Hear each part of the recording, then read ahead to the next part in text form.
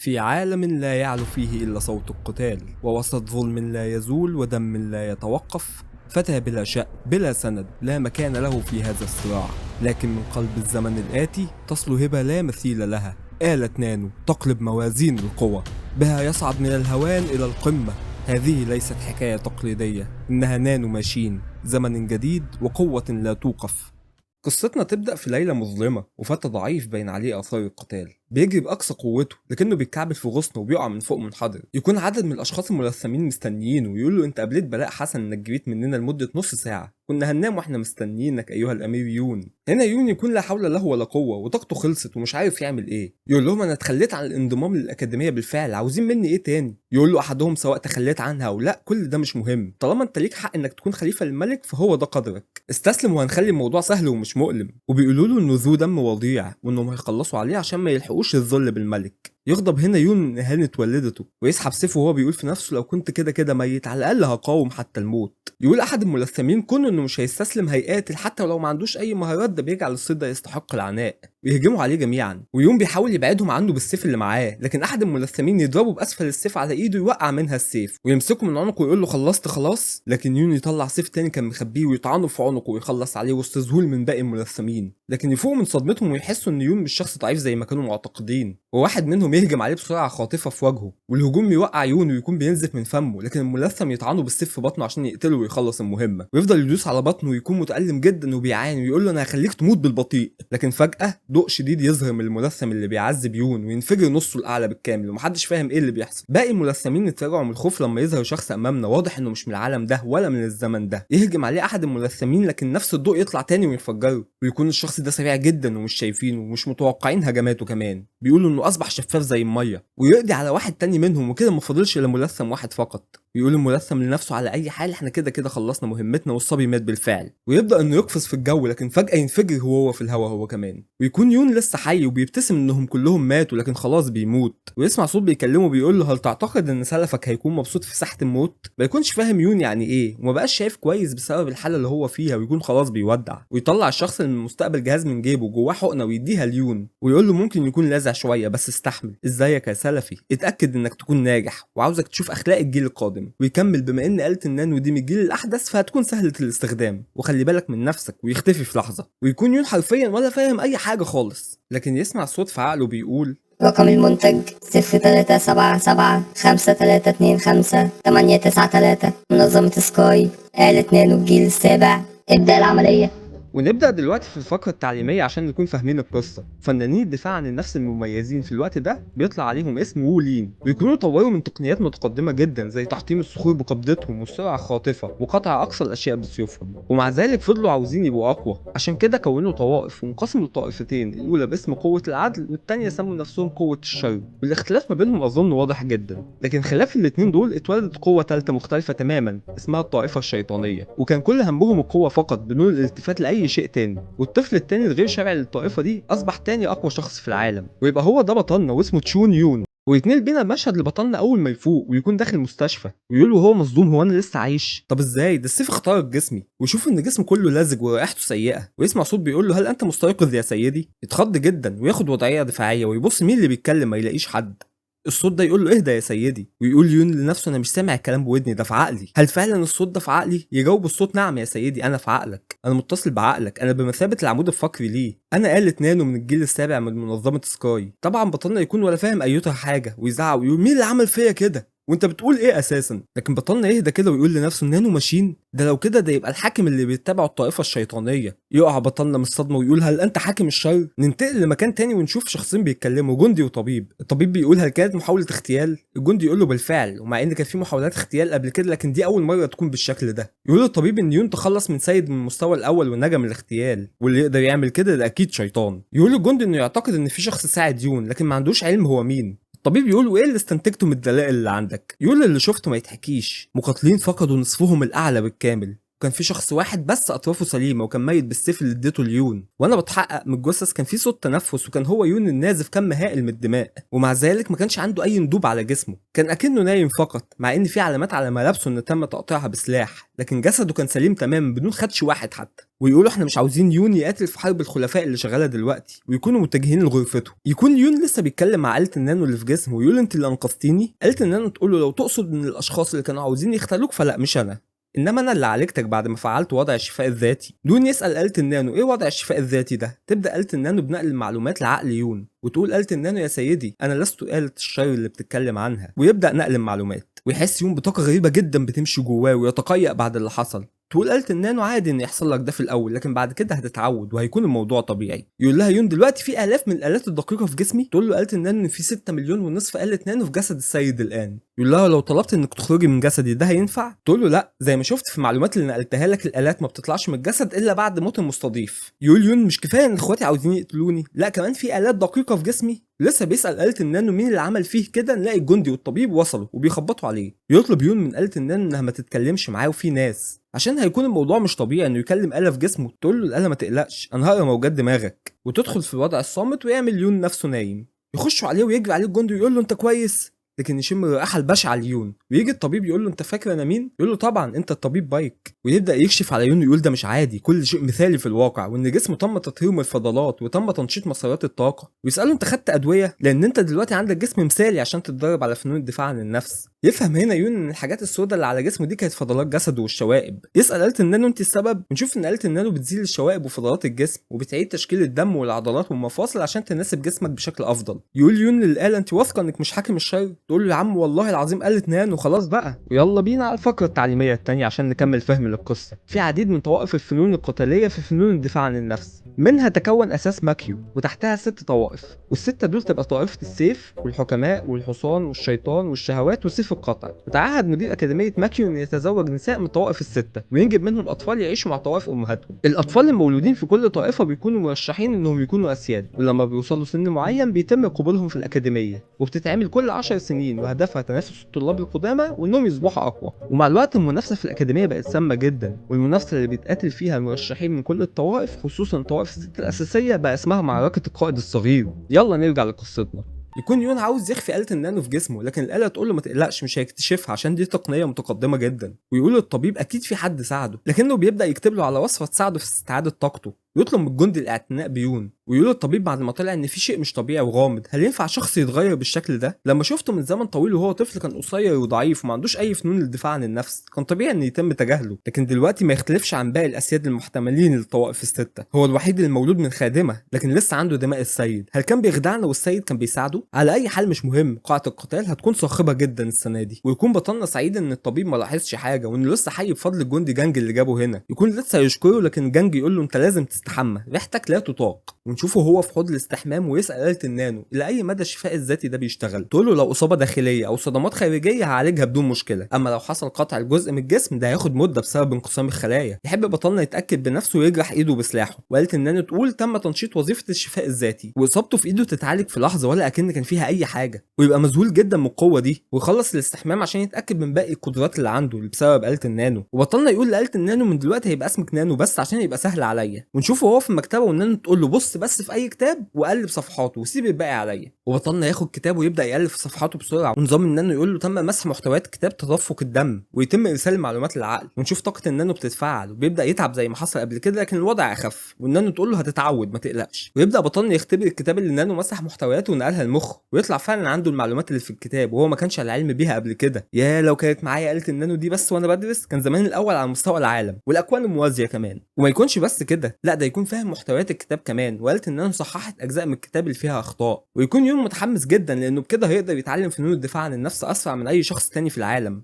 ونشوف في مكان تاني في قلعه ماكيو منزل بوكام جونج خليفه طائفه الحكماء، وبيقول ها كان صعب عليكم تتخلصوا من شخص ضعيف وبدل ما تتخلصوا منه هو اللي خلص على 5 منكم؟ هل ده منطقي؟ يكون بيكلم شخص ملثم شبه الاشخاص اللي كانوا عاوزين يقتلوا يون في البدايه. يقول له اعتقد يا سيدي ان في ناس ساعدوه. يرد عليه انا اعتقد ان مفيش حد ساعده، في شيء مخفي في الموضوع ده. يقول لنفسه انا اتعمدت ان ابعد الحارس بتاعه عنه، هل في حد تاني بيحميه؟ ما كنتش عاوز اوسخ ايدي بدمك بس مفيش بديل، انا هخلص عليك في الاكاديميه يا يون. وننتقل ليون وهو كان قلقان ومش عارف ينام، ويفتح شباكه ويشوف جانج وهو بيتدرب. ويقول لنفسه مش كان من الافضل ان اتعلم في السر ازاي استخدم السيف اللي اداهولي، لكن لا، اعضاء الطوائف كانوا بيراقبوني دايما عشان ما اتعلمش فنون القتال، وانا كنت معاهد نفسي بعد موت امي اني ما اتعلمش فنون الدفاع عن النفس، لحد ما جه الوقت اللي اتقابلت فيه في الاكاديميه. وتقطع النانو كلامه مع نفسه وتقول له عاوزني امسح تقنيات جانج وانقلها لك، وتقول له انها ممكن تنقل له اي تقنيات خصم يقابله في اي وقت، ويعمل كده فعلا وتتفعل آلة النانو وتمسح تقنيات جانج وتنقله ليون، وتكون اخدت نص ساعه. بنشوف يون وهو بيعمل كل التقنيات الخاصه بجانج وبيحطم صخره بايده وبيستخدم السيف ولا كأنه بيتدرب من اول يوم ليه في الدنيا، لكن جسمه بيألمه جدا، ويكون ده بسبب انه ما خدش مدته في التدريب زي جانج. عشان كده لما اتطور فجأة والموضوع كان مؤلم والحركات اللي اتعلمها مش مناسبه لجسمه وعضلاته، فتقول له النانو متاح ليا اني اعدل عضلات جسمك واليافك عشان تكون مناسبه لتقنياتك الجديده. ويوافق يون وتقول له انها هتحط في وضع النوم عشان العمليه دي هتكون مؤلمه جدا، لكن يون يقول لها لا، لكن لو ما قدرتش اتحمل الالم ضعيني في وضع النوم. يبدا التحول فعلا، ويحس يون ان جسمه وعضلاته بيتقطعوا والم رهيب جدا يحس بيه، وقالت النانو هنا تحطه في وضعيه النوم بالفعل من شده الالم. ونشوف جانج وهو بيطبخ ليون وبيكون مهتم بيه جدا بسبب ان والده يون قالت لجانج انه يعتني بيه وهي بتموت، وبيقول ان السيده اتسممت من 5 سنين واليوم هيكون اليوم اللي يتقبل يون فيه في الاكاديميه، وبيتمنى ان يون يعيش بعدها عشان الموضوع هيكون خطير جدا. لكن هنا يسمع يون وهو بيتألم ويسيب اللي في ايده ويتجه لمكان يون، لكن يشوف فاقد الوعي ويجس النبض ويلاقيه سليم ما فيهوش حاجه، ويشوف اثار اقدام على الارض ويعرف ان يون كان بيقلد تقنيات في القتال، ويبتسم ويقول اتعلم ده بعينيه بس لمده عامين، لكن ما يعرفش ان كل ده بسبب آلة النانو. ونشوف يون بعد ما يصحى ويكون اكتمل تعديل العضلات ويقول للنانو انا مش هعمل ده تاني. تقول له انا حذرتك. يقول لها انا دلوقتي مش هتألم لو استخدمت التقنيات. تقول له انا عدلت عضلاتك اكنك كنت بتتدرب لمده 20 عام. ويبدا بطلنا يستخدم التقنيات اللي نسخها من جانج وتكون دقيقه وقويه بسبب تقويه عضلاته، ويكون متمكن منها جدا لدرجه ان رجليه بتسيب علامات مكانها في المكان بدون ما يستخدم اي طاقه داخليه. وهنا جانج ينده عليه عشان الاكل يكون جاهز، ويون يكون عاوز يخفي الاثار لان جانج هيتضايق ان نسخ تقنياته. ما يعرفش ان جانج شافه بالفعل وهو نايم، وجانج يخش ويقدم له الطعام ويبدا يون ياكل، ولما يخلص جانج يساله انت امتى نسخت تقنياتي؟ يعمل يون فيها عبيط ويقول له تقصد ايه يا عم انا ما عملتش حاجه. جانج هنا يشيل الترابيزه اللي كان بياكل عليها يون ويقول له اهي اثار التقنيه، ويكون استنساخ تقنيات شخص تاني ده شيء من المحرمات في العالم ده، لكنه يقول ليون انت قمت بعمل جيد، ويتصدم هنا يون انه ما بخوش او بلغ عنه، ويقول له جانج انت اتعلمت التقنيات دي في السر؟ انا الحارس بتاعك يا يون، كنت هعلمها لك بدون ادنى شك لو ما كانش في اتفاق مع الطوائف السته. ويكون يون ممتن جدا لجانج ويديله مخطوطه فيها تقنيه تدفق الطاقه الداخليه لتقنيه جانج، ويقول له دي فيها حاجات اقوى من اللي عندي لو اتعلمتها كلها. يبكي هنا يون من احسان جانج ليه من ساعه ما امه توفت وانه ما سيبهوش ابدا، ويقول له جانج وهو ماشي بعد ان يتم قبولك في الاكاديميه مش هكون معاك، فممكن تعيط النهارده لكن من دلوقتي لازم تكون اقوى. وننتقل للاكاديميه اللي هيقام فيها منافسات، ونشوف ان في 1000 مقاتل موجودين بالفعل من جميع الطوائف، ويكون كل الطلاب متحمسين جدا انهم يشوفوا السيد. ويطلع شخص باين عليه القوه والهيبه من مبنى الاكاديميه ويقول ايه الفوضى دي؟ كل الطلاب حمقى ولا ايه؟ انتوا مش عارفين ان كلكم ممكن تموتوا هنا؟ ويكون الشخص ده اسمه لي هانج ولقبه ملك النار وهو الحارس الايسر للسيد، والطلاب يقولوا ده اقوى شخص من ضمن العشر الاقوياء في الجماعه الشيطانيه صح؟ ويبص لي هانج للطلاب ويقول في الصف الاول باين عليهم العجرفه، هل كل الطوائف السته شاركت السنه دي؟ ونشوف المشاركين من الطوائف السته وهم تشون ميون من طائفه الحكماء، تشون جيونج من طائفه السيف، تشون موكم من طائفه الحصان، وتشون جونج من طائفة الشيطان، وتشون يو تشان من طائفة سيف القطع، واخيرا تشون وون ليو من طائفة الشهوات وتكون هي الوحيدة المرشحة من النساء.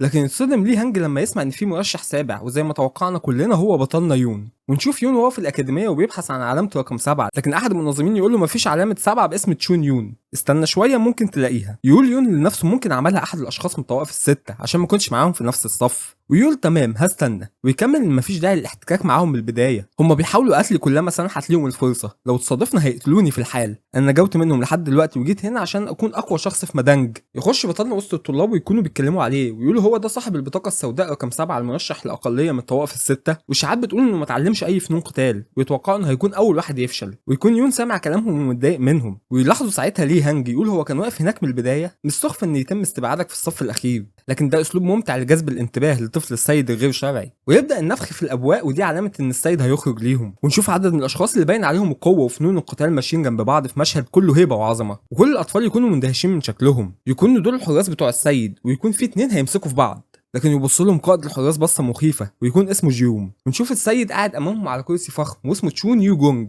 كل الاطفال تحس بحضور قوي ويقولوا يستحق لقب السيد. يطلب منهم قائد الحرس الصمت ويقول السيد وهو بيطلق هالته انتم يا من تمثلون مستقبل امتنا اهلا بكم في الاكاديميه. يكون الكل حاسس بالضغط من هالته وصوته واصل في اذهانهم بشكل مخيف. ويكمل السيد امل ان تتدربون جيدا وتصبحوا اقوى من اجل امتكم. يصيح المتسابقين بسبب انهم اتحمسوا من كلامه ويفضلوا يهتفوا يعيش السيد يعيش السيد. ويون والسيد اللي هو ابوه عينيهم تقع في بعض، لكن ابوه بصله بصه بارده جدا ويقول يون دي اول مره اشوفه فيها ومع ذلك يبص لي البصه دي. مش مهم، لكن على اي حال ليه ما جاش وقت وفاه امي؟ ويقطع هنا ليه هانج كلام بطلنا مع نفسه ويقول بعد ما الخطاب انتهى يلا بينا نبدا. لكن الطلاب يكونوا مش مدينه اهتمام وعمالين يتكلموا مع بعض، فيغضب ويزعق بعلو صوته انتوا مش قادرين تقفوا بشكل مستقيم. ويكون شكله مخيف جدا ويقول الموضوع بسيط اسمعوا كويس. الاكاديميه مدتها 4 سنين وبتتكون من 6 مستويات، ممكن تعملوا اختبار النجاح خطوه بخطوه وهيكون مره واحده بس. يكون الطلاب مش عاجبهم الموضوع انها فرصه واحده بس ولو فشلوا هيتم طردهم. لكن احد طلاب الطوائف السته يقول انا عندي سؤال يا سيدي. يسخر منه ليه هانج ويقول له مين قال لك انك ممكن تسال؟ يتعصب الطالب ويقول له ها بتقول لي انا كده؟ هنا يظهر ليه هانج جزء من قوته ويقول له مش عاجبك كلامي؟ من اللحظه اللي دخلت فيها هنا بيتم سحب كل المزايا اللي حصلت عليها الطوائف السته.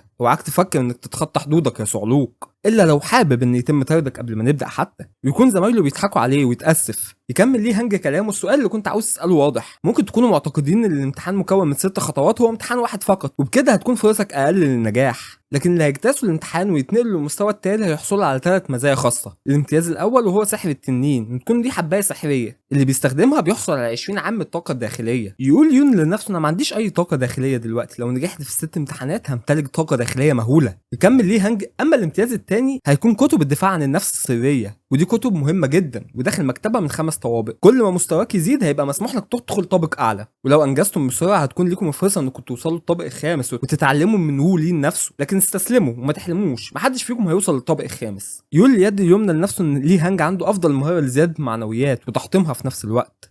ويكمل ليه هانج للامتياز الثالث ان هيتم منحكم مناصب لم يكن لها مثيل، ويكون كل الطلاب مندهشين بالامتياز ده. يقول احد الطلاب للطوائف الست عشان كده ما كانش في اي مناصب كمرشح اساسي لما تدخل قاعه مادوكا، كل حاجه هتتغير من دلوقتي، احنا في عالم هيتاكل فيه الضعيف وينجو فيه القوي. يكمل ليه هانج ان كل ما تعدي مستوى هتحصل على التالي. المستوى الاول مقاتل من مستوى منخفض، وبعد الثاني مستوى متوسط، والثالث متقدم، والرابع دايجو، والخامس دانجو. اما بقى بالنسبه للمستوى السادس محدش منكم كلكم هيتخطاه، فعلى اي حال معظمكم مش هيعدي اول 3 مستويات اساسا ايا كانت الطريقه اللي هتستخدموها. يقول اليد اليمنى لنفسه ان فعلا المستوى السادس ده شبه مستحيل، 10 اشخاص بس تمكنوا من اجتيازه. يقول بطلنا نفسه انا كانت مشكلتي لحد دلوقتي هي البقاء على قيد الحياه فقط، اما من الان فصاعدا هحتاج اني ابقى على قيد الحياه والصعود كمان في نفس الوقت. يقول لي هانج دلوقتي خلصنا كلام، جه وقت الفعل واختبار المستوى الاول وهنظم الاقامه والسكن. يكون بطلنا وكل الطلاب مصدومين، هنبدا دلوقتي على طول ازاي بس؟ ده احنا لسه ما اتعلمناش اي حاجه. يزعق فيهم ليه هانج عشان يسكتوا ويقول زي ما قلت قبل كده لو ما تمكنتش من اجتياز الامتحان الاول هيتم طردك من الاكاديميه، ودول حتى ما يستحقوش يكونوا مقاتلين من المستوى المنخفض. ويكون اول اختبار بيحدد المعرفه الاساسيه، ويقول على الاقل عشان تكون مقاتل لازم يكون عندك تقنيات داخليه اساسيه، اللي ما عندهمش دول هيتم تعيينهم في المناطق الزراعيه والمناجم العمل الشاق، عشان كده كونوا مستعدين للموت. يقول يون لنفسه عشان كده اسياد الطوائف السته ما كانوش عاوزين نتدرب وافضل ضعيف وما عنديش اساسيات حتى عشان افضل في اقل مستوى في الطائفه ويقتلوني. ويكون بيضحك بكم ويقول كده سهل عليا قتل يون. وتظهر هنا هانج سويو صاحبه مدرسه ماما جونج وهي زعيمه طائفه الشهوات ايضا، وتكون المسؤوله عن الاختبار الاول. ويكون كل الطلاب بيغطوا ودانهم بايديهم ويون مش فاهم ليه. يقول ليه هانج ان تحمل موجه الطاقه هتبقى ابسط حاجه عشان نتخلص من الطلاب الغير مستحقين، ويقول لهم مش هتصمدوا امام الموجه الموسيقيه الخاصه بيها، لكنها هتتحكم بيها ومش هتعملها باقصى قوتها عشانكم يا ضعفاء، عشان ممكن تتحملوها كده بدون طاقه داخليه. وتبدا فعلا بالعزف والطلاب يبداوا يقعوا ومنهم اللي يتقيأ كمان، ويوم ماسك قلبه من الالم وحتى وهو مغطي ودانه سامع الموجات. يقول ليه هانج معظم الطوائف الضعيفه في الصف الاول سقطوا بالفعل، لكن الطوائف السته ما زالت صامده. يشوف بوكم صامد امام الموجات ويقول دي يا دوبك بتزغزغني في ودني، لكن الولايه المجنونه دي تبدا في زياده الموجات الصوتيه وحدتها ويبداوا يحسوا بحاجه مش طبيعيه. ونشوفهم هما بداوا يعانوا فعلا من الموجات دي، واعتقد انكم اعتقدتم زيي انها بتعمل كده عشان العيال بتوع الطوائف السته الاساسيه اللي قدام، لكن لا مش كده تماما، ده العكس. دي بتزيد من موجات وقوتها عشان يون، وتبقى متعصبه جدا وبتتسائل هو ازاي صامد وحتى مش باين عليه معاناه. ويقول يون لنفسه وهو متفاجئ انه ما سقطش ومعاناته انتهت وما بقاش متاذي من موجات الصوت، ان نص الطلاب سقطوا بالفعل والجميع اصيب، لكن ليه انا ما حصليش اي حاجه. ونشوف آلة النانو هنا بتقول له ان تم توليد موجات قويه في اتجاهك، عشان كده تم تنشيط وضع الدفاع في حالات الطوارئ لمنع الموجات الصوتيه. ونشوف انها خلته ما يسمعش الصوت تماما بانها وقفت اعضاء الجسم اللي ممكن تتصاب لمنع الصدمات. يقول لها يون طب انا سامعك ازاي؟ تقول له انا ببعت المعلومات لمخك على طول. يزول، وتكون الولايه المجنونه دي بتبص له بكل غضب وشكلها مخيف. يقول يون للنانو مش البصه دي محظوره كمان؟ تقول له احجب رؤيتك، يقول لها لا لا لا مش مشكله. يقول ليه هانج لنفسه ان الولايه المجنونه دي تعدت حدودها، واللي بتعمله ده محدش يقدر يستحمله، وهو جواه طاقه داخليه اقل من 20 سنه. ويندهش من يون اللي الاشاعات بتقول عليه ان ما عندوش اي تقنيات ولا قوه داخليه ما زال صامد، ويكمل ان دي اول مره الامتحان يكون فيها مجنون بالشكل ده منذ ان تولى مدوكان، ويون ممكن يتحمل لمده قد ايه تاني. ونشوف الطلاب وهما بيقولوا لبعض ان اذانهم بتنزف وبيعانوا فعلا، لكن بوكم فجاه يلتفت ويتفاجئ من حاجه، وكل الطلاب يبصوا على اللي شافه، ونلاقيهم كلهم باصين على يون انه واقف ولا بيعاني حتى نص معاناتهم، وهم الطلاب المرشحين للطوائف الاساسيه السته. يقول بوكم هل كان عنده طاقه داخليه ومخبي علينا الوغد ده؟ يستخدم يون تقنيه في آلة النانو عشان يحلل وجوه الموجودين، لان حاسس ان في حاجه بصتهم مش عاديه. تقول له الآلة كلهم غضبانين يا معلم. يقول انا مش سامع حاجه عشان كده مش حاسس، بس واضح من وشوشهم بالغضب. يقول يون لنفسه انا لو نجحت في الامتحان الاول وانا ما عنديش اي قوه داخليه محدش هيصدقني. تجيله فكره عبقريه، يطلب من آلة النانو انها تصيبه اصابه داخليه، ويقول لها اول ما تخلص الولايه المجنونه دي عزف صيبيني اصابه داخليه وخليني اتقيأ دم، عشان يمثل ان الموجات الصوتيه هي اللي صابته، ويبقى الموضوع واقعي ويتصدق. لكن الولايه المجنونه عماله تزود في الايقاع وتقول لنفسها انت بقالك 15 سنه منبوذ ولسه صامد، انت لازم تسكت دلوقتي. ونشوفه واقف امام عدد من الطلاب بيتألموا من الصوت وساقطين، وتوصل الولايه المجنونه من شده غضبها وحقدها على يون انها تعزف بنصف قوتها. انتوا متخيلين نصف قوه زعيم الطائفه وسيده مدرسه القتال عشان بس توقع طفل ما عندوش اي فنون قتال ولا طاقه داخليه؟ ده حتى من شده قوه الموجات احد الجنود بيتصاب، ده الموضوع عدى طاقه الاطفال باميال. ويوقفها هنا ليه هانج لانه شاف الموضوع بقى خطير جدا، وفعلا تتوقف وتبقى كأنها فاقده لوعيها وتفوق. ونشوف الطلاب وهما بياخدوا نفسهم اخيرا، وبيقول اليد اليمنى انها لو كانت كملت عزف محدش كان هينجح ابدا. وبالنسبه للخمسه الكبار مفيش حد اسوأ من سويو. تقول وهي غضبانه انا ازاي فقدت التحكم على نفسي واستخدمت نصف قوتي، لكن يون هو السبب، هو اللي نقض الاتفاقيه مع الطوائف السته وتعلم القوه الداخليه، وتكون متعصبه جدا وواضح فعلا انها اسوأ زعيم الطائفه. نشوف يون وهو واقف بكل شموخ وحواليه عدد كبير من الطلاب الساقطين مخشى عليهم، لكن آلة النانو تصيبه داخليا زي ما طلب منها ويتقيأ دم، ويندهش ليه هانج والولايه المجنونه وباقي الطلاب. ونشوف يون متألم جدا وفقد كميه مهوله من الدماء، ويقول لآلة النانو ايه اللي عملتيه ده؟ تقول له زي ما طلبت 30% من اعضاء جسمك تم اصابتهم، وده بيزود تقيؤ الدم، لكنه يكون حاسس ان هو بيموت. يجري عليه ليه هانج ويقول لو مات بعد الامتحان الاول اللوم كله هيقع عليا، مع انه مش من الطوائف الست، لكن هيكون صعب جدا لو مات حد من سلاله القائد. ويبدا يطمن عليه ويقول له انت كويس؟ قالت ان انت تقول تسبب فقدان 7% من دمك انك تدوخ، هيتم تفعيل العلاج الذاتي. لكن يون يقول لها مش دلوقتي استني شويه، ويبدا يخشى عليه وليه هانج يمسكه، وتقول له قالت ان ده خطر جدا عليك، يقول لها بس استني شويه. ويقول ليه هانج لنفسه ازاي الفتى ده عنده كل قوه التحمل دي، ويمسك ايده وينصدم ان ما عندوش اي طاقه داخليه، ويقول ده جنون، الولد ده مجنون بجد. للاسف هو الامير السابع عشان كده ما كنتش متوقع منه حاجه قويه، بس هو اجتاز المستوى الاول بالعزيمه فقط بدون اي طاقه داخليه. وباشاره من ايده يجي اتنين شكلهم نينجا جدا من العدم، ويقول لهم ودوه المستشفى اللي داخل المبنى، ويبدا ينقلوه فعلا، ويطلب هنا يوم من النانو انها تعالجه، ويكون شكله خلاص بيودع والدم مالي وشه. وليه هانج يتجه لسويو ووليه مجنونه ويقول لها انت اتمديتي جدا، تعمل نفسها عبيطه وتقول له في ايه بس، يقول لها الواد كان هيفطس في ايدك. تقول له هو الطفل ده عنده طاقه داخليه؟ يقول لها لا ما عندوش شيء على الاطلاق، وتكون في دهشه اللي هو ازاي يعني. يكمل انا حاولت احفز طاقته الداخليه بالنفخ لكن ما كانش عنده خالص، واضح انه حافظ على الوعد للطوائف بجد. هنا الوليه المجنونه تتعصب وتقول له ازاي يعني صمد كل ده وهو ما عندوش اي طاقه داخليه؟ ما هو لو ما عندوش طاقه داخليه كان لازم يقع من وقت طويل جدا زي الباقي. يقول لها وهو اتصاب اصابات مميته بالفعل، لكن عزيمته بس هي اللي خلته صامد كل ده. تقول له شايفني عبيط اياك وهصدق اللي بتقوله ده. يقول لي هانج لنفسه هو بس لو ما كانش اتولد كده كنت خليته تلميذ عندي، لكن للاسف ما اقدرش اعمل حاجه ضد الطوائف السته اللي غضبانين وقلبين عليه. ويجي هنا اليد اليمنى وهو بيشرب استغفر الله العظيم كحول، ويقول وهو بيضحك هو تحملها صح؟ الفتى ده مثير جدا للاهتمام. ويبقى واضح ان اليد اليمنى واليسرى مش على وفاق، ويفضلوا يضايقوا بعض، وفجاه تصطدم سيوفهم ببعض وتطلع من الاصطدام موجه مهوله لدرجه ان هزت الطلاب اللي على الساحه، ويسيبوا اليد اليمنى ويمشي، ويقول لنفسه دي الزجاجه بتاعتي يا دوب اتخدشت موجات سويو. الاطفال الايام دي ضعفاء جدا، انما الولد اللي اسمه يون ده مميز جدا وهيبقى ليه شأن. ونشوف الجنديين النينجا اللي خدوا يون دول وهم بيودوه مستشفى، وبيقولوا يا طبيب بايك في مريض معانا. يتبسط جدا بايك ويتحمس لان ده يكون اول يوم ليه في المكان، ويبقى الولد ده تلميذ الطبيب بايك اللي كشف على يون في اول الفيديو. وانا هنا مش عارف هل ده تشابه اسماء ولا في حاجه. يقول للجنود هل تم طعنه بالسيف؟ يقول لا دي اصابات داخليه، ما كانش عنده طاقه داخليه عشان كده طلب مننا ليه هانج انك تعتني بيه بشكل خاص. يقول الطبيب من نفسه انا بقالي 10 سنين وانا تلميذ للطبيب بايك وشفت ياما، لكن دي اول حاله اشوفها بالشكل ده. ويلاحظ احد الجنود ان يون حالته اتحسنت، فالتاني يقول له يلا وقفت ليه؟ يقول له لا مفيش حاجه. يقول للطبيب ان ضربات قلبه مش منتظمه، وواضح انه اتعرض لكم هائل من الاصابات الداخليه.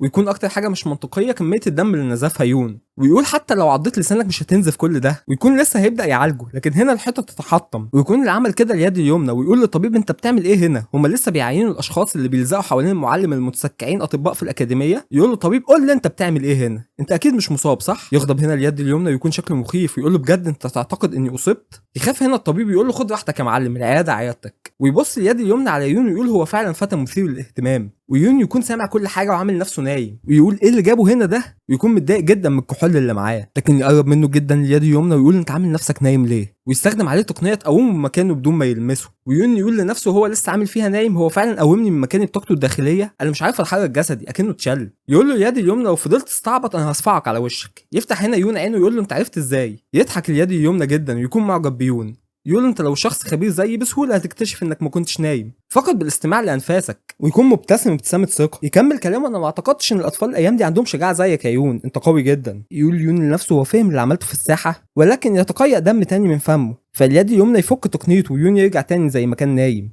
وهنا اليد اليمنى يقول ايها الطفل انا هاخدك كتلميذ عندي. وواضح هنا الاختلاف المهول بين شخصيه اليد اليسرى لما خاف يواجه الطوائف السته الاساسيه وما خدش يون تلميذ عنده، وطش اليد اليمنى وهو ما هموش اي حد وقال طز في الكل وهيخلي يون تلميذه. يون والطبيب يبصوا له باندهاش على اللي قاله، وهو ولا كأنه قال حاجه عادي جدا. يقول يون انت مش عارف انا ابقى مين؟ يقول له يد يمنى هو في حد ما يعرفكش؟ يقول له لو انت خليتني تلميذ عندك الطوائف السته مش هتكون سعيده بده. يقول له ده شيء مضحك، شخص عاوز يخلي حد تلميذ عنده هيعملوا له ايه يعني؟ بيك او بدونك هما كده كده هينافسوا بعض. يقول يون لنفسه ان دي فرصه عظيمه بالنسبه له، بس ممكن يكون فخ كمان. يقول يون انا مش عارف اقول ايه، انا متفاجئ بصراحه. يتعصب هنا اليد اليمنى ويقول له هو ليه اكني انا اللي بتحايل عليك عشان تبقى تلميذي؟ لكن اليد اليمنى يقول له هنا تمام، الشخص المشبوه قدامك ده هيقدم لك عرض صعب تتجاهله، ويديله ورقه. يقول له يون ايه ده؟ يقول له يد يمنى ده اللي انت محتاجه عشان تفضل عايش. انت مش قلقان انك يا دوبك اتقبلت وانت دلوقتي عالق هنا في العياده، وانت اتمكنت من النجاح في المستوى الاول بعزيمتك، لكن تعتقد انك هتتجاوز المستوى الثاني بدون اي طاقه داخليه؟ انت لو عاوز تكون مميز في فنون الدفاع عن النفس لازم تتجاوز الباقي، وانت بالفعل مختلف عنهم. هل هتفضل في العياده لمده اسبوعين؟ لو فضلت هنا الكل هيتقدم عنك. يقول لنفسه فعلا كلامه صح، بس انا لو عاوز اتجنب شك الباقيين لازم افضل هنا مده. يقول له يد اليمنى انت تعرف ليه ابو شعر احمر بعتك هنا للعياده؟ يقول له مثلا عشان كنت مصاب؟ يقول له صح، بس اشمعنى انت؟ ما في تانيين اتصابوا، ليه انت الوحيد اللي هنا؟ انت الوحيد اللي هنا عشان الباقيين ممكن يشفوا انفسهم بالتامل بطاقتهم الداخليه، انما انت ما عندكش اي طاقه داخليه. يقول له يون انا سمعت اللي نجحوا في اول امتحان هيحصلوا على حبايه ما يونج دان، وكمان هيدخلوا الطابق الاول من مكتبه مادوكان.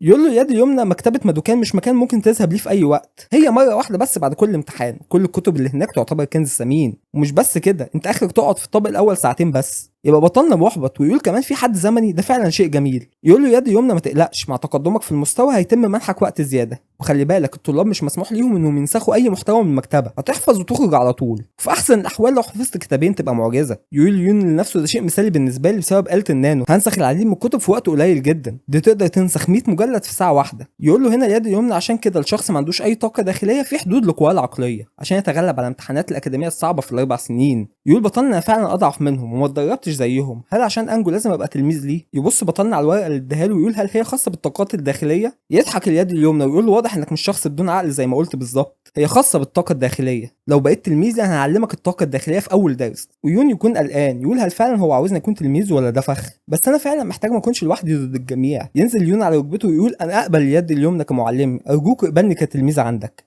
ينبسط هنا اليد اليمنى ان يون وافق، ويستخدم تقنيه التحكم تاني ويوقف يون بيها، ويقول له دم تشون لا ينحني لاحد ولا لاي شخص في العالم يا تلميذي، ويكمل انك لازم تستريح اليوم ولحد ما اجي اقرا النقاط الاساسيه للطاقه الداخليه، ويسيبه ويمشي. ويقول له الطبيب واضح انك سعيد جدا انك بقيت تلميذه، ويطمن على يون ويقول له بسبب اصابتك الداخليه وشك كان شاحب جدا وكل شيء جواك مش ثابت. يقول يون لنفسه بالاضافه للنانو انا دلوقتي عندي معلمي اليد اليمنى، واحده واحده وهكون الاقوى. بطلنا يقول لنفسه امي جنج في مدوكان مليئه بالاعداء ولا مره في شخص كان بجنبي، ويكون بيبكي. ونتنقل لساحه الاكاديميه ويكون الطلاب بيتاملوا لشفاء اصاباتهم، ويجي المعلم الاعلى هو جين تشانج ويبدا يعلن عن نتيجه الامتحان ويقول 415 طالب نجح، بما في ذلك الطالب رقم 7 اللي في العياده. يقول لي هانج ده اقل لما كان من 10 سنين ب 200 طالب، وده يكون بسبب عزف الولايه المجنونه سويو. ويبقى في بعض الطلاب معترضين على النتيجه دي وانهم يستحقوا يفضلوا، لكن الجنود يهجموا عليهم ويقول قائدهم اقمعوا كل المتمردين، ونشوفهم وهم بياكلوا الطلاب علقه سخنه. يقول المعلم الاعلى ان في العديد من الطلاب اجتازوا الامتحان الاول ممكن يكونوا مفيدين، الاغلبيه اتصابوا لكن بيعالجوا نفسهم دلوقتي، حتى اعضاء الطوائف الست عانوا،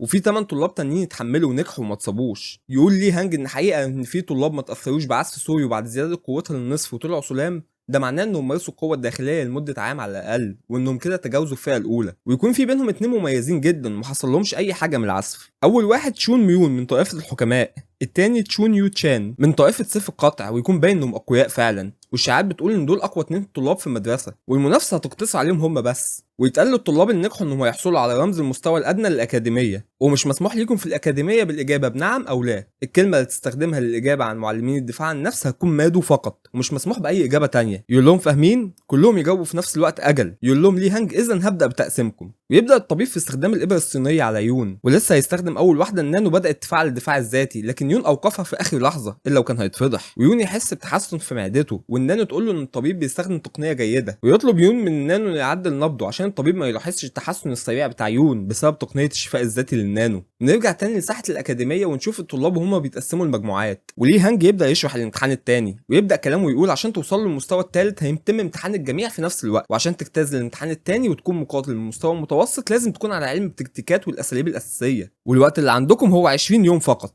ويبقى كل مصدوم المده القليله عشان يحفظوا التكتيكات والاساليب. يقول لهم لي هانج انتوا عارفين ليه قسمتكم 20 مجموعه؟ لان بعد 3 اسابيع فقط هيكون في منافسه جماعيه، و10 مجموعات منكم بس هتتنقل للمستوى التالي. الطلاب يكونوا محبطين جدا، ولكنهم بيتمنوا ان يبقى في مجموعتهم واحد من طلاب الطوائف السته. يكمل لي هانج ويقول الامتحان التاني هو الاول والاخير اللي هيكون مطلوب فيه التعاون، ما تحاولش انك تكون شجاع لوحدك، لو عملت كده هتفشل. ويكون بيضحك ان بيحبطهم، ويقول بكده انتهى اليوم، كل مجموعه تذهب للسكن المخصص ليها وترتاح دلوقتي، ومن الغد معلمين الدفاع عن النفس هيبداوا تدريبكم بلطف شديد، ويكون شكلهم مخيف جدا. ونشوف موكم البايخ وهو واقف امام معلم المجموعه الثامنه، ويقول له انا عندي سؤال يا معلم. يقول له معلم انت على علم باني مش هجاوبك على اي سؤال ملهوش علاقه بالتدريب صح؟ يقول له موكم انا متاكد اني هكون قائد المجموعه الثامنه. لكن المعلم يقول لنفسه الموضوع ده ما تمش الاعلان عنه لانه لسه هيتبسط فيه غدا، وان خلفاء الطوائف السته ما بيهتموش بالقواعد خالص. يكمل موكم ان احد الطلاب اللي في مجموعته هو الطالب رقم 7 ذهب للعياده، وهنا نشوف ان يون وقع مع موكم في مجموعته. وقعتك السودة. ويقول موكم انا مش عاوز نفشل في الامتحان عشان شخص مننا مفقود، فبالتالي انا عاوز اروح للعياده عشان اقول له على كل اللي حصل عشان ما يستبعدش. وموكم واضح ان عنده خطه عشان نأذي يون او يقتله، ومبسوط انه وقع معاه في المجموعه. هنا المعلم يتبسط بكلام موكم لانه ما يعرفش نيته خبيثه، ويقول له واضح انك فاهم اساسيات الامتحان الجماعي، مع انه اليوم الاول ليك. انا بحييك على اخلاصك يا موكم، انا هاخد بنصيحتك وانا هزور يون في العياده وادي له معلومات بنفسي. يكون موكم مش مبسوط لانه كده مش هينفذ خطته، ويقول له المعلم مفيش داعي انا هذهب بنفسي. يبص له المعلم بغضب ويكون شكله مخيف، ويقول المبنى الرئيسي المدوكان محظور على كل الطلاب الا في حالات خاصه. وموكم يكون محبط لفشل خطته، ويقول حتى لو قلت له اني خليفه احد الطوائف السته مش هيحصل حاجه،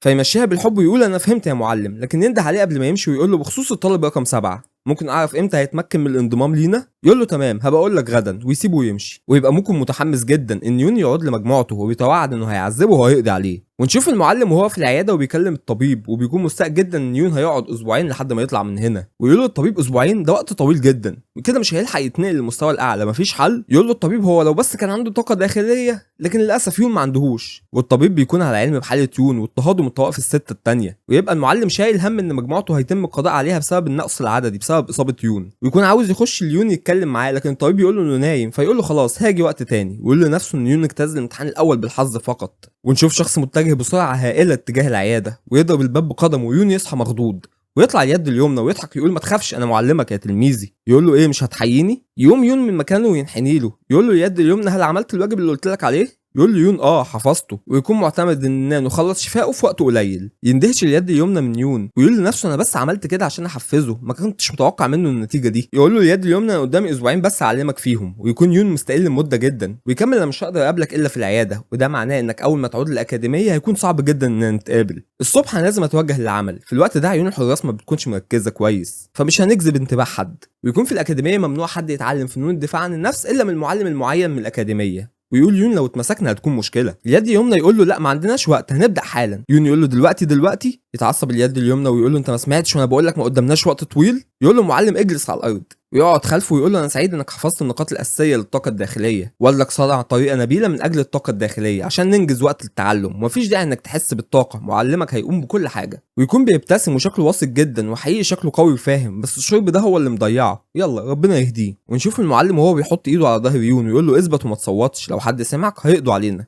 ويبدا المعلم ويحس يون هنا بألم وطاقه مهولين في جسمه ويصوت فعلا. معلم يقول له اسكت، والنانو تقول ان في طاقه مش ملموسه دخلت جسمه. يحلل النانو الطاقه ويقول ان الطاقه دي بيتم تداولها من خلال نقاط الوخز المحدده وبتكون طاقه التشي. يقول اليد اليمنى ان مستحيل يكون يون ما اتعلمش اي حاجه عن الطاقه الداخليه قبل كده، لان مفيش اي مشاكل او جزيئات فاسده اعاقت تدفق الطاقه، وده مش عادي ابدا. ويكون شاكك ان الزعيم والد يون علمه او اداله قوه، وده بسبب انه ما كانش مهتم باي واحده من السيدات السبعه الا ام يون. والناحيه الثانيه في اكاديميه مادوكان نشوف احد الطلاب وهو بيلكم تشون جونج سوم خليفه طائفه الشيطان، واعضاء المجموعه بيقول له انت معتقد انك هتنجو بعد ما هزمت السيد؟ يقول لهم احنا هنا في مادوكان مش مهم انا مين او هو مين، اهم حاجه القوه، انا هزمته وانا هكون قائد المجموعه ال 12. والطالب ده اسمه بيك جي. ونرجع لبطلنا واليد اليمنى ونلاقيه خلص خلاص ويون متعب جدا. يقول له اليد اليمنى اكيد كانت مؤلمه، لكنها الوسيله المثاليه لتعليم اللي زيك اللي ما عندهمش اي طاقه داخليه. الهدف من ده انك تحصل على الطاقه الداخليه في اسبوع واحد بس، بامكانك تعمل ده. يقول له يون طالما انت بتعتني بيا يبقى هنجح في اتقانها. اليد اليمنى يكون بيبتسم ويقول له كده خلصنا اليوم، ما تنساش اساليب التنفس ومسارات الطاقه وكمل في التدريب. ويون يبقى كله حماس ويقول انا هشكل الطاقه الداخليه هنا. ويتنقل بينا المشهد لساحه التدريب ونشوف ليه هانج بيقول زي ما هو متوقع كل شبان الطوائف الست اصبحوا قاده لمجموعتهم، واضح ان في طلاب عانوا طول الليل بسبب ده. ويكمل المعلمين ما فضلوش معاهم عشان يسيبوهم يتقاتلوا عشان يحددوا مين هيكون قائد المجموعه، لكن يشوف حاجه مش طبيعيه ان المجموعه الثانيه اللي فيها خليفه طائفه الشيطان تشون جونج سوم ازاي مش هو القائد. ويشوف على وش الطالب 18 وتشون جونج سوم اثار القتال. معظم الطلاب مش هيجي لهم قلب يهاجموا خليفه طائفه اساسيه، واضح ان عنده شجاعه وقوه انه يعمل كده. ويبدا كبير المعلمين يقول انتباه لمده 7 ايام من اليوم.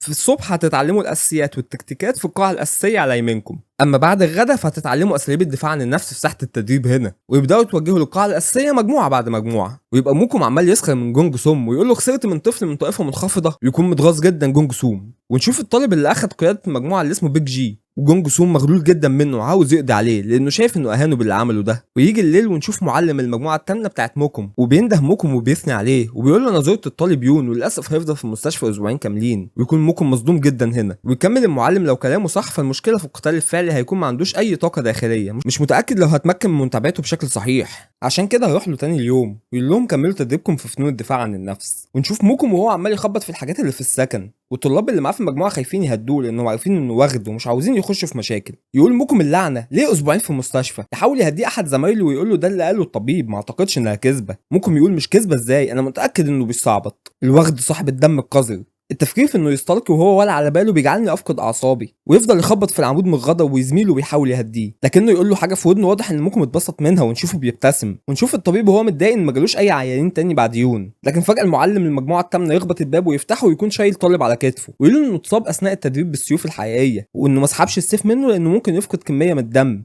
اتبسط الطبيب ويقول له انقله هناك على السرير ده. ونشوف الطبيب وهو بيخيط اصابه الطالب وبيساله المعلم ازاي حاله الطالب. يقول له الطبيب ما تقلقش حالته مش صعبه، هيبقى كويس خلال 3 ايام، حالته مش زي يون اللي هيقعد اسبوعين. ويسيبه ويمشي المعلم ويقول انا هبقى اجي تاني بعد الغدا. يكون متضايق جدا ان 2 من عنده في المجموعه في المستشفى وما قدرش يحميهم. ونشوف الطالب قام في وسط الليل وبيبص على مجموعه من ادوات الطبيب الحاده وواضح انه ناوي على نيه وحشه، ويمسك سكين ويتجه ناحيه يون ويقول انا اول حاجه هعملها اخلي المشي عليه مستحيل. ويمسك قدم ويكون لسه هيقطعها يتصعق صعقه قويه جدا ويصرخ ويحدف السكين. ويفتح عينه هنا يون ويشوف الطالب مخشي عليه جنبه ويقول لنفسه وهو غاضب انه كان بيحاول يقتلني. ونشوف الطالب بعد ما فاق من الصعقه وبقى اصلع ويكون متقيد وبيحاول يفك نفسه وبيقول مين اللي عمل فيا كده. ويون يخش عليه ويقول له انا يا حبيبي ولا اقول لك يا اصلع. يقول له الطالب انت ازاي وليه تعمل كده؟ يقول له ازاي وليه؟ انت اغمى عليك عشان كده قيدتك يا اصلع. ويكون الطالب مش فاكر ازاي فقد الوعي وان يون المفروض انه مصاب جدا، ازاي هو في افضل حال. وبعدين يون يجيب له مرايه قدامه ويبص الطالب على نفسه ويصيح انه بقى اصلع وفقد شعره ويكون بيبكي لانه كان غالي عليه جدا. لكن يون ما يستحملش الازعاج ويسكعه قلم على وشه ويقول له اهدى ويكممه يون ويقول له ها هديت دلوقتي. يفضل الطالب يحاول يجاوبه لكن متكمم، الاتنين اغبى من بعض ما شاء الله. يون يقول له انت بتتكلم عن ايه وعاوز تتكلم ازاي وانت مكمم يا غبي. يقول الطالب لنفسه انا لما شفته في يوم الافتتاح اعتقدت انه شخص ضعيف وسهل، لكن ايه القوه والهاله اللي عنده دي. يقول له يون انت عارف انا نجوت ازاي لحد اليوم، ويكون ماسك في ايده سكينه وبيهدده بيها. في قتله حاولوا قتلي او تسميمي، انا هلعب معاك شويه فما تعملش اي حاجه مفاجاه عشان ممكن تتألم لو اتصبت بيها او حتى تموت. ويقول له هو حاطط السكينه على عنقه قول لي مين اللي طلب منك انك تعمل كده. ويكون لسه مكمم وبيحاول يتكلم. يون يشيل من على فمه الحبل ويقول له اتكلم يلا. يقول له الطالب انا مش عارف انت بتتكلم عن ايه. بجانب كده لو طعنتني هنا في العياده هل تعتقد انك هتكون بامان؟ انت مش عارف ان باستثناء مسابقات فنون القتال او التدريب ما ينفعش تاذي حد ابدا؟ يقول له يون يبقى ده مش هيظبط كده. يقول له الطالب طبعا حتى لو عذبتني انا مش هتكلم. يون يقول طيب خلاص تاهت ولقيناها، انا هحاول واشوف لو استطعت تخليك تفتح فمك ولا لا. ويكمموا تاني ويقول له استنى لحظه، ويرجع يون ويكون معاه الابر الصينيه ويقول للطالب ما كانش عندي زيهم في البيت اللي كنت عايش فيه. يبص الطالب ليها ويقول هيعمل بيها ايه المجنون ده؟ ونشوف يون بيضحك بكل خبث وشكله هيعذبه، والطالب يكون خايف جدا ويمسك يون بايده ويلفها خلفه ويقول له مالك انت خايف عشان مسكت قبضتك فجاه؟ ونشوف يون وهو بيدخل الابره في صباع الطالب ويقول له بص هتوجع شويه، ونشوف الطالب موجوع وجع ست بتولد ولاده مستعصيه وبيبكي من الالم. يقول له يون توقف عن التمثيل ومكمل غز فيه، والطالب يكون بيبكي من الوجع وبيقول توقف ارجوك توقف. يقول له يون انت قلت انك مش هتفتح فمك حتى لو عذبتك، فانا مش عاوزك تفتح بقك، انا بس بنتقم. وفعلا شكله مخيف جدا، وانا لو مكان الطالب كان زماني قلت على كل حاجه من اول ما شفت الابر. بصراحه طالب يا عيني كله ابر عامل زي الانفد. ويقول يون بتوجع قوي صح؟ اصلك انت فقدت الوعي مرتين، هل نحاول دلوقتي مع ايدك اليمنى؟ يهز دماغه الطالب انه لا خلاص مش متحمل. يفك يون الحبل من على فمه ويقول له ها عاوز تتكلم دلوقتي؟ ما كمل اول بدل العذاب ده. يقول الطالب لنفسه الفتى ده مجنون، ما كانش هيتوقف لحد ما اموت، انا هقول له واللي يحصل يحصل. يون يقول له ها اللي زقك عليا هو موكم؟ يتصدم الطالب ويقول له انت عرفت ازاي؟ يقول لي يون ده بفضل معلم المجموعه، هو كل يوم الصبح بيجي عشان يديني دروس اضافيه، وبفضله اتمكنت من جمع المعلومات عن كامل المجموعه. انا خمنت ان هو من البدايه لكن كنت عاوز اسمعها منك انت ايها الطالب 23 يو بونج. يكون بيعيط بونج جدا ويقول هم ازاي بيقولوا ان الفتى ده احمق وضعيف، ده وحش بما تحمله الكلمه من معنى، ده حتى خلاني زلبطه. يقول لي يون خلاص انا بفضلك عرفت معلومات كويسه، يلا ننام دلوقتي، الموضوع انتهى خلاص. وبخصوص اللي حصل ده يقول له بونج ما تقلقش مفيش اي حد هيعرف عن اللي حصل، ويحط دماغه على الارض ويقول له انا اسف ما تغضبش مني تاني ابدا. ونشوف بطلنا هنا عمل تقنيه بصباعه وخبط بونج في دماغه وافقده الوعي، وبيقول هو بيفقد الوعي طاقه داخليه اعتقدت انه ما بيمتلكهاش. هذا الفتى كان يكذب على الجميع ويفقد وعيه ويخشى عليه. ونشوف اليد اليمنى وهو بيجري على الاسطح بسرعه مهوله، وبيقول وهو بيبتسم ما توقعتش ان الفتى يتقنها بالسرعه دي. ونشوف انه قبلها بيوم وهو بيستعمل تقنيته على يون، تفاجأ ان يون بالفعل اتقن الطاقه الداخليه في خلال 5 ايام فقط. في العاده الموضوع بياخد من اسبوعين ل3 اسابيع، لو ما عندكش موهبه خالص ممكن ياخد شهر. ويقول ان يون تجاوز توقعاته وانه موهوب، ويوصل اليد اليمنى للعياده ويون يحييه، يساله اليد اليمنى فين سحب التنين ويطلب منه انه يجيبه. ونشوف وصفه يبقى اسمه مايون جدان، حبايه بنيه داكنه من صنع ماكيو، بتاخد وقت طويل لتتكون، عشان كده بتستخدم فقط في تنميه مواهب السحر. لو الشخص امتصها بشكل كامل هيحصل على قوه داخليه لا يمكن الحصول عليها الا بعد 20 عام من التدريب الشاق، لكن مع ذلك بعد تناولها بتبقى مقاوم ليها، وبيقلل من مفعول اي حبايه تانية منها تاخدها. ويفتحها يون ويكون طالع منها ريحه سيئه جدا، ويقول اليد اليمنى لو فتى ده خدها وامتصها بالكامل طاقته الداخليه هتبقى 20 سنه وهيبقى انجاز مذهل. لكن اليد اليمنى يلاحظ الطالب اللي يون هلفته وافقده وعيه ويساله مين ده؟ يقول له يون انه هاجمه لما الطبيب مشي من العياده، ويكون مصدوم اليد اليمنى انه ليه عمل كده. يقول له انا سمعت ان في اليوم الخامس كان في تدريب بسيوف حقيقيه، وهو اتفق مع حد انه يطعنه عشان يجي هنا ويأذيني او يخلص عليا. يتعصب جدا اليد اليمنى يقول ازاي يعمل كده في العياده، لو كشفوه هيتم طرده من الاكاديميه. يقول له هو ما كانش عنده شجاعه كامله انه يعملها، في شخص وعده انه هيساعده لما يأذيني. ويكون يون غاضب جدا، يقول له اليد اليمنى واضح من وشك انك على علم بمين اللي زقه عليك. يجاوبه حد من طائفه مواليه في مجموعتي. ويكون مصدوم جدا اليد اليمنى ان في حد من طائفه مواليه يعمل كده، ويقول له كان يوم وحش في حياتك يا يون. يقول له يوم مش مشكله انا متعود على كده. يصعب جدا على اليد اليمنى، يقول له نتقبل الموضوع بلا مبالاه وده مؤلم جدا. ونشوف اليد اليمنى وهو بيضرب الطالب بونج وبيفقد وعيه زياده، ويقول له لو وخزته بطاقه داخليه ضعيفه هيفوق بعد بضعه ساعات، وعشان تعملها محتاج عدد ساعات من التدريب فهمت؟ وينفخ في صباعه اكنه مسدس، ويون يكون مندهش ويمسك يون الحبه ويكون قرفان منها قوي، ويقول له ممكن ابلعها على طول؟ يقول له لا لازم تمضغ وبعدين تبلع كل الدواء لتتمكن من امتصاص الطاقه. وياكلها يون ويكون طعمها بشع ويبكي من كتر ما هي سيئه طعما وشكلا ورائحه. وبعدين اليد اليمنى يقعد خلف يون عشان يساعده انه يمتص طاقه الحبايه، ويبدا يون يتامل واليد اليمنى يمده بالطاقه، والنانو تقول له تم ادخال مواد تساعد على تنشيط الطاقه في الجسم وتقوم بتعزيز الامتصاص. ويكون اليد اليمنى مندهش من جسد يون القوي جدا، ويقول هل كان جسده كده من الاول؟ وامتصاص يون للطاقه الداخليه الحبايه مذهل. ويقول اليد اليمنى لنفسه يا له من تلميذ ما بيدينيش فرصه اني استرخي. ويطلع الصبح وهم لسه ما خلصوش، ونشوف يون عمال يبص على ايده حاسس ان جسمه بيغلي. يقول له اليد اليمنى انت محظوظ انت حصلت على 30 عام من الطاقه الداخليه. ويبقى يون مصدوم لان عارف ان الحبايه اقصى حاجه ليها 20 عام بس. يقول لي اليد اليمنى تقريبا 30 والطلاب التانيين بالكاد هيكتسفوا نصف طاقه الحبايه لان مفيش حد زيي بيساعدهم. يحس يون بالامتنان لليد اليمنى ويشكره وينحني ليه. يقول له اليد اليمنى انك شخص محظوظ. ويون يقول لنفسه فعلا انا محظوظ لكن بوجود النانو في جسمي ويشكرها. تقول له النانو انا مبرمج اني اساعدك بافضل حاجه ممكنه. ونشوف اليد اليمنى ماشي خلاص لكن يون يوقفه ويطلب منه انه يعلمه التقنيات الخاصه بيه، لانهم هيبداوا يتعلموا فنون قتاليه خاصه بالمعلم غدا. يقول له طبعا هعلمك، وهتكون صعبه انك تتعلمها في الوقت القليل اللي باقي لك في العياده، فجهز نفسك انك هتشقى معايا. ونشوف موكم في الساحه وهو سعيد جدا، وزميله بيقول له واضح انك في حاله جيده. يقول له موكم طبعا، وكله بفضل مخططك يا جاه يون. ويقول بصوت واطي وهو بيضحك بخبث دلوقتي القمامه ده بيتولى بعد قطع اوريته صح؟ انا عاوز اسحقه واجعل جسده يتالم. ونرجع تاني العياده ونشوف الطبيب وهو عمال يضحك على بونج ان بقى اصلع، ويقول له شعرك اختفى فين يا زلبطه.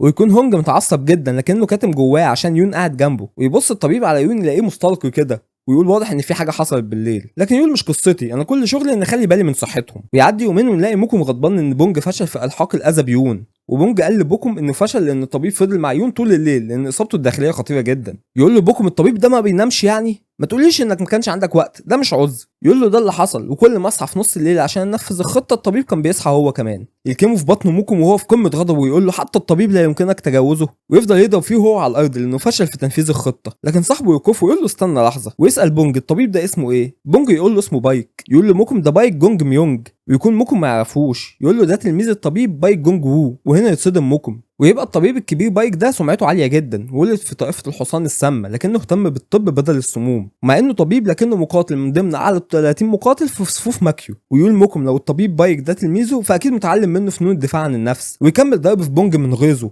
ويقول له كل ده ما كانش ليه لازمه. ويبقى بونج مصدوم في بوكم لانه عمل نفسه طيب وقال له هساعدك لو حصل لك حاجه، لكنه دلوقتي عمال يضرب فيه ومش رحمه. ويقول لنفسه لو كنت حافظت على وعدك ليا كنت قلت لك كل حاجه، لكن دلوقتي هسيبك تتفاجئ لما تقابل يون ويكون بيبكي وصعبان عليه نفسه. لكن بوكم يلاحظ القماشه اللي حاططها بونج على دماغه وشايلها، ويقول له انت حاططها ليه؟ ويشوف هنا بوكم انعكاسه في صلعه بونج لكنه ما يشكش فيه، ويقول انت معتقد اني هسامحك لو حلقت دماغك؟ ويكمل ضرب فيه. ويكون باقي المجموعه بيكرهوا بوكم ويقولوا انهم معتقدوا انه هيهدى شويه لكن لسه مزعج ومؤذي. واخيرا يسيب بونج ويمشي هو وصاحبه، وفي نفس الوقت يبقى يون بيسال الطبيب هل عندك اي تقنيات الدفاع عن النفس؟ واضح ان الطبيب ده قطه مغمضه. يقول له لا اطلاقا، انا ماليش فيها، انا ما اتعلمتش الا الطب. ويعدي اسبوع كامل ونشوف يون في العياده وهو بيمارس تقنيات فنون الدفاع عن النفس، وشكله قوي جدا وعنده تقنيات عديده، وشكله اتقن تقنيات اليد اليمنى. يقول اليد اليمنى ان الفتى ده مذهل وموهوب، انا يا دوبك علمته شويه تقنيات وهو دلوقتي بيطبقها بالظبط في عده ايام.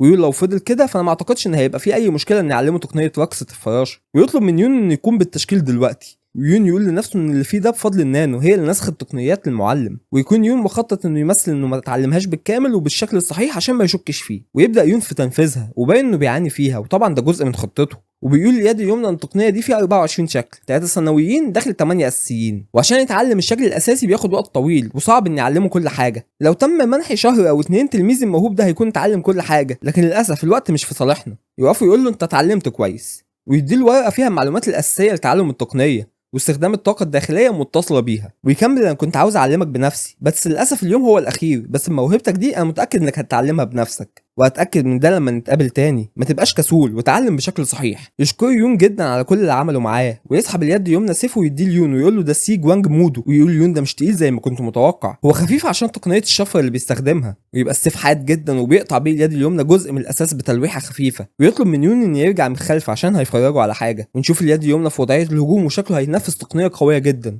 وتكون دي تقنيته الخاصة، ويبدأ يون يفعل النانو عشان هينسخ هجمة اليد اليمنى. وبكده احنا خلصنا الحكايه الجديده بتاعتنا آلة النانو. اتمنى انكم تقولوا لي رايكم في التعليقات، وما تنسوش اللايك والاشتراك في القناه، واستعدوا للحلقات الجايه عشان هتكون طويله وحلوه زي دي. ما تنسوش تصلوا على النبي. السلام عليكم.